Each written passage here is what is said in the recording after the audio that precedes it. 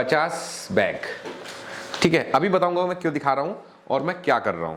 ठीक है, ये स्लिप जा रही है ऑफिस, जहां से गोडाउन से माल निकलेगा फार्मर के लिए। चलिए इसको मैं पूरा बंद कर देता हूं। अब देखिए हो क्या रहा है वो भी मैं आपको बताता हूं। फार्मिंग जो है वो आप सोचते हो कि सिर्फ प्रॉफिट वाला बिजनेस है, यूट्यूब पे देखा और आपने फार्मिंग को कर लिया। नए नए फार्मरों का फ़ोन आता है, सर ये दिक्कत आ रही है, ये परेशानी आ रही है, अभी मैं क्या करूं, मैं कॉन्ट्रैक्ट फार्मिंग कर रहा हूं और मुझे क्यों नहीं बच रहा। मैं उनसे कहता हूं कि आप मेरी पूरी वीडियो देखिए कि मैं कहां पर क्या बात कर रहा हूं, मैं किस तरह से फार्मरों को बोलता हूं कि आपको फार्मिंग करनी चाहिए। किसी को देखकर फार्मिंग करना फार्मिंग नहीं है। आपको मेंटली और फिजिकली दोनों तरह से स्ट्रांग होना पड़ेगा। और दोस्तों मैं आपसे ये भी कहता हूं कि आप जो काम कर रहे हैं ये खेती है। ठीक है, हम लोग किसान हैं, ये खेती है। अब इस खेती को आप कैसे कर रहे हैं वो आपके ऊपर डिपेंड करता है। हमारे यहाँ गन्ना होता है, गन्ने की खेती होती है और लगभग 3 साल से हर बार गन्ने में कीड़ा लग रहा है, फसल हो रही है खराब। फार्मर को उसकी लागत के हिसाब से पैसा भी नहीं मिल रहा, जितनी उसकी लागत है उतनी को उसे मतलब बेच बाच के उतना ही पैसा उसको बच रहा है। तो जो खेती है वो साल भर की है गन्ने की, जो आपके पास फार्मिंग है वो 40 दिन की खेती है। आप इसको एक खेती की तरह लेकर सोचिए, पैनिक मत होइए कि यार नहीं बचा, नहीं बचेगा, कैसा फार्मिंग कर ली, कैसे बिजनेस कर लिए, मर जाएंगे, कट जाएंगे, ये बिल्कुल मत सोचना। फार्मिंग एक खेती है और इस खेती को खेती की तरह ही रखना चाहिए। यानी अगर हमको पता है कि अगर इस महीने नहीं कमाया तो अगले महीने कमा लेंगे।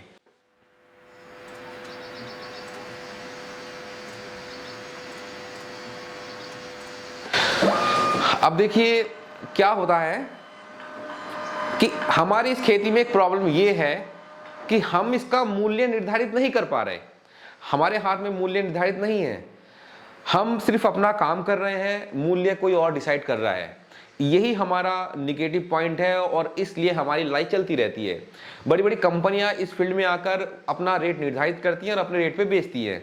ठीक है, सुगना रही, आईवी रही, शालीमार रही, इन सब के रेट आते हैं, ये बड़ी बड़ी कंपनियां हैं। लेकिन जो बेस जड़ जहां से उनको प्रोडक्शन मिल रहा है यानी किसान, वो मर रहा है। हमें वो काम भी नहीं करना जिससे कि हमारा लॉस में हम डूब जाएं और कर्जे में डूबकर मर जाएं। ऐसे फार्मर बहुत देखे हैं जिन्होंने अपना फार्म को लोन पे स्टार्ट कर दिया है। अब लोन पे वो स्टार्ट कर दिया है, लेकिन जो हमारी जो सोर्स ऑफ इनकम है फार्मिंग, वो इक्वली नहीं है, बराबर नहीं है। इस मंथ में आपने 10,000 कमाए, अगले मंथ में आपने 50,000 कमाए, थर्ड मंथ में आपने 5,000 कमाए, फोर्थ मंथ में आपने 90,000 कमाए। इस तरह से ये पार्टीशन चलता रहता है, gap by gap by gap. ठीक, लेकिन हमको बच्चा कंटिन्यू डालना है। उसमें भी बहुत सारी कंडीशन हो रही है लोगों की, सर बच्चा बहुत महंगा है, ये है वो है। देखिए सर, हर कोई फार्मिंग कर रहा है, हर कोई पैसा कमाना चाह रहा है। हमारे फार्मर सोचते हैं कि हम बच्चा डालेंगे हम पैसा कमा लेंगे। एक टाइम ऐसा भी है कि अगर बच्चा ना डाल के भी पैसा कमा सकते हैं। सपोज करो कि बच्चा अगर 50 रुपए का हो जाता है तो आपको प्रॉफिट के चांस बहुत कम है। ठीक है, लेकिन क्या है कि आपके दिमाग में ये है कि होली की लाट डालनी है और 50 रुपए का बच्चा हम डालकर फार्मिंग करके पैसा कमा ली। मैंने कई बार कहा है कि अगर फार्मर एक साथ हो जाते हैं, फार्मर अगर एकजुट में खड़े हो जाते हैं तो आप इन चिक्स वालों पर भी अपनी पकड़ बना सकते हैं। लेकिन पॉसिबल इसलिए नहीं है, उसमें भी रेट उनके हाथ में निर्धारित है। आपका जो बच्चा है, ठीक है, वो आपका तैयार होता है आपका तैयार होने के बाद। यानी जैसे कि आपने 2000 बच्चा पाला, 2000 बच्चों को पालोगे, बेचोगे आप 35 दिन के बाद। ठीक है, उस दिन का जो रेट होगा वो आपको देना पड़ेगा। अब हैचरी वालों का क्या है, हैचरी वाले फायदे में क्यों है, उनका जो रेट है वो पहले ही डिसाइड हो गया है।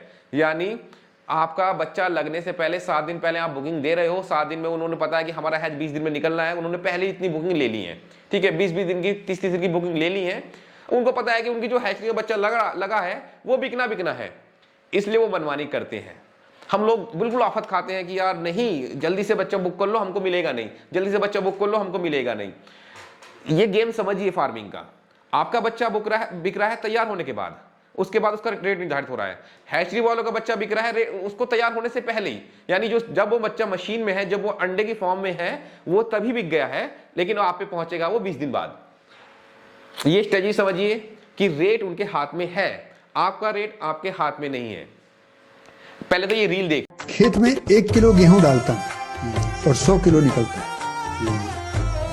तो मैंने सवाल अपनी से पूछा कि 1 किलो गेहूं से 100 किलो पैदा करने वाला तो मैं कर्जदार क्यों हूं, और 1 किलो गेहूं का 950 ग्राम दलिया बनाने वाला मालदार क्यों? क्या इसका मतलब क्या था? इसका मतलब सीधा सा उत्तर निकल कर आया कि उनके पास कीमत तय करने का अधिकार है, मेरे पास कीमत तय करने का अधिकार नहीं है।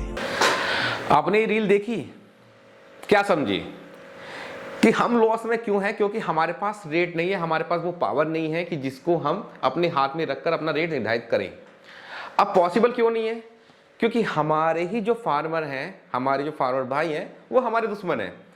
उनको सब्र नाम की कोई चीज़ नहीं है। पड़ोसी के फार्मर से चिढ़ता है और नहीं चाहता कि ये आपस में मुझसे आगे निकल जाए या मैं उससे आगे निकल जाऊं। ये मतलब कंपटीशन चल रहा है उनके बीच में।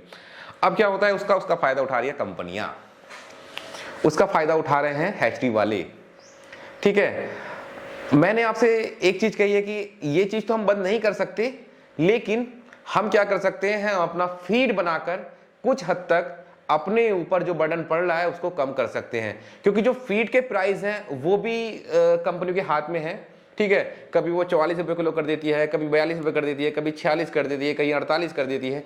तो ये चीज आप अपने हाथ में लेकर कुछ हद तक बहुत सारे लोगों का हाथ काट सकते हैं जो कि आपके बिजनेस में इंटरफेयर करते हैं।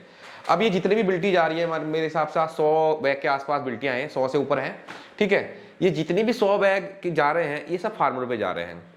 उनको ये पता है कि अगर मैं फार्मिंग कर रहा हूं अपने फीड पर, अपना फीड बनाकर, तो मुझे इतना भरोसा है कि मुझे घर से नहीं देना पड़ेगा।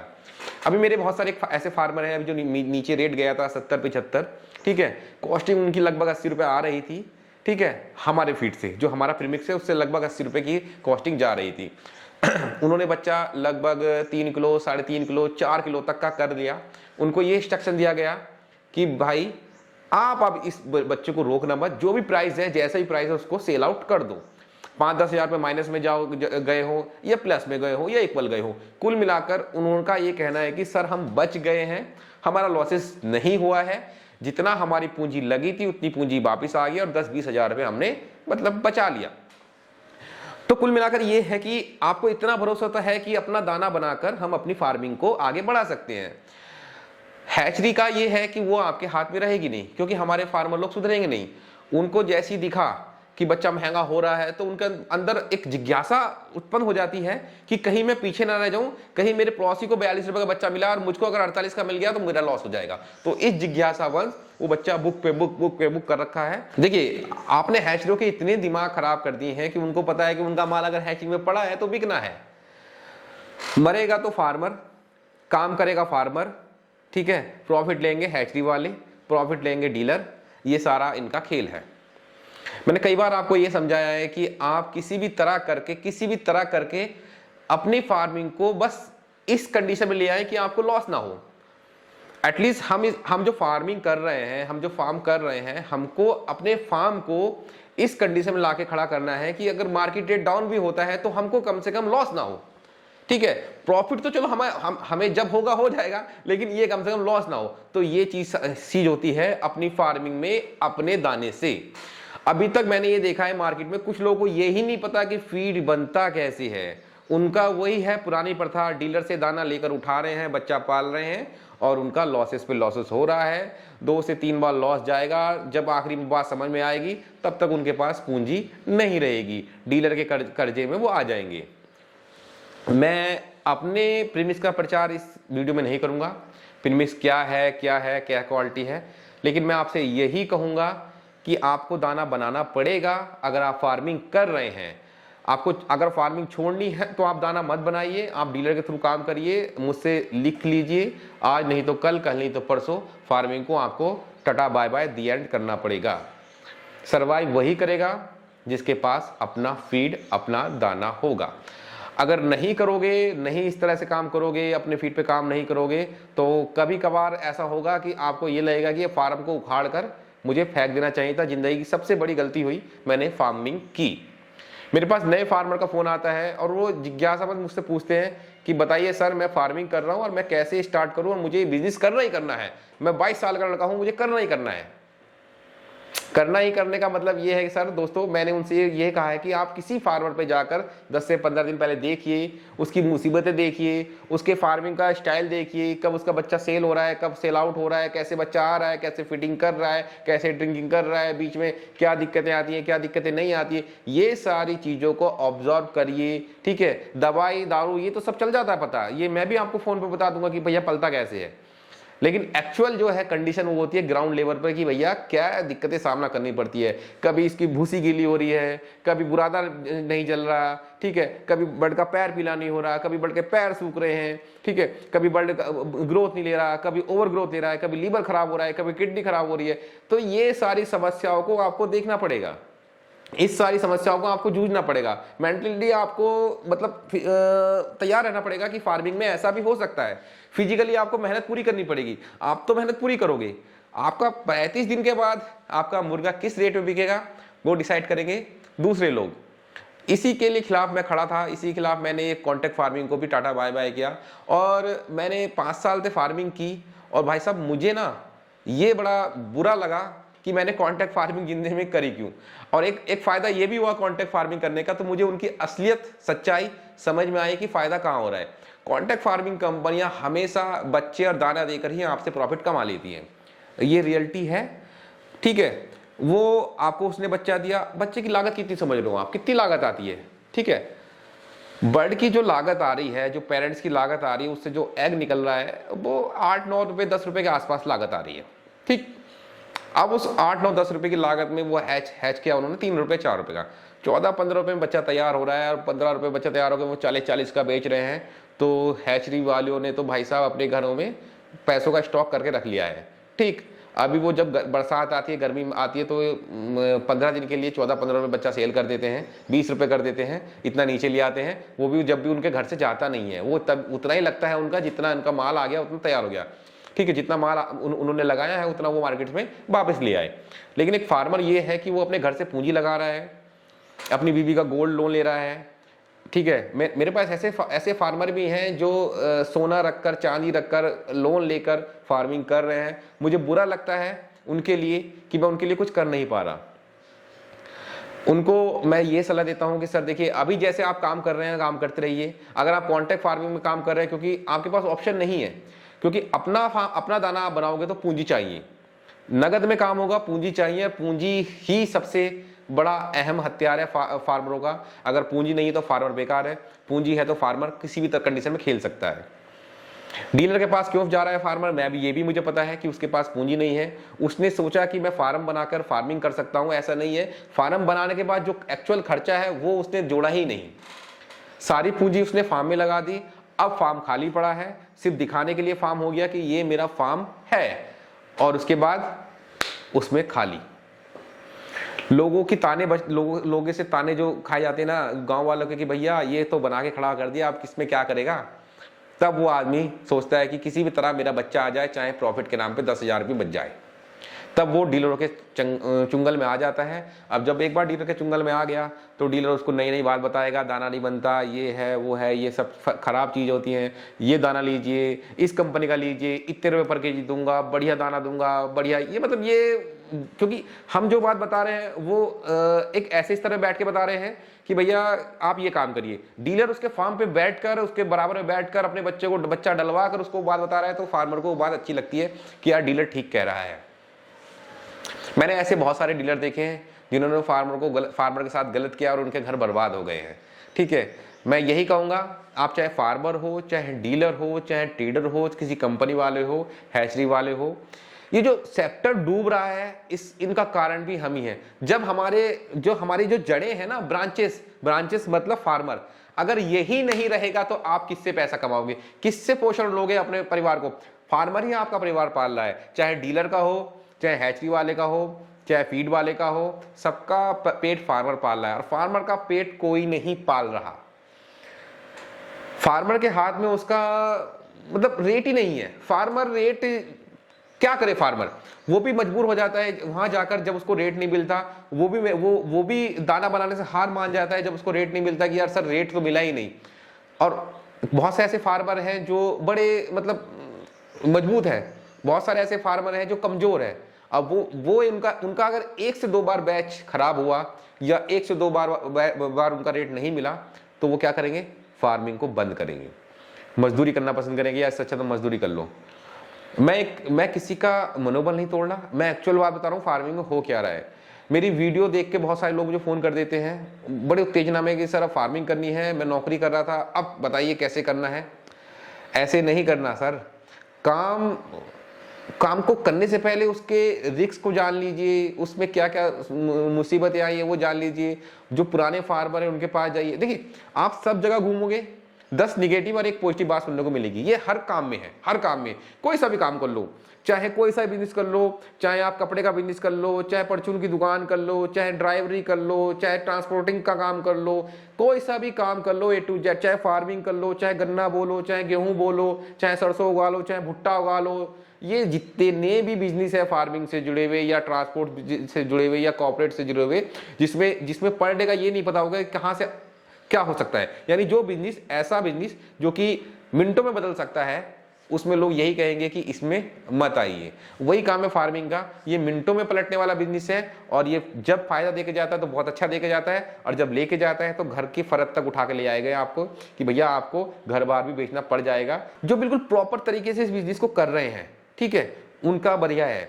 थोड़ा सा पूंजी से मजबूत होना पड़ेगा आपको, और मैंने कहा ना, आपको मन से भी स्ट्रांग होना पड़ेगा, तन से भी स्ट्रांग होना पड़ेगा साहब, और आपको फाइनेंशियल स्तर पे भी स्ट्रांग होना पड़ेगा। आपको तीनों तरीके से स्ट्रांग होना पड़ेगा, वरना आप इस फार्मिंग को कभी ना कभी tata bye bye goodbye कहोगे। मेरा लालच इस वीडियो में किसी भी फार्मर को आघात करना नहीं था। मेरा सीधा ये है कि सच्चाई जानिए। आप लोगों के हाथ में रेट नहीं है, या तो आप एक काम करिए, यूनिटी बना लीजिए। ये भी मैं नहीं कह सकता कि आने वाला फ्यूचर फार्मिंग का कैसे होगा, लेकिन इतना पता है कि ब्राइट होगा।